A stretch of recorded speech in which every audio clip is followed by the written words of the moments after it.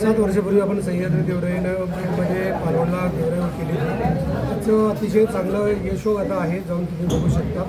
अशा मोठी मोठी वडाची झाडं, पिंपळाची झाडं, लिंबाची झाडं झालेली आहेत आणि मातीचा स्तर बदलला आहे आणि क्वालिटी चांगली झाली आहे. पशुपक्षी जास्त आले आणि आता रामगडला दुसरी देवराई सुरू होते.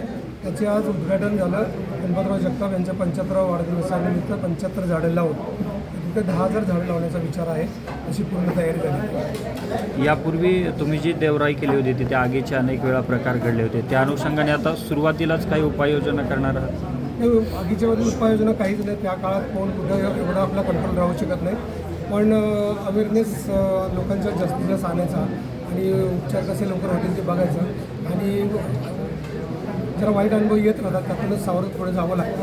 आता आपण 2-3 आगी लागल्या परंतु त्यातून सावरून पुढे जायचं. आता मोठी झाली झाडं, आता आगीने फारसा प्रश्न पडणार नाही. काही झाडं दगावली, तिथली 250-300 झाडं मालवणला पण परत लावली. किती कालावधी असणार आहे? सगळे 10,000 तुम्ही झाडांचं तिथं लागवड करणार?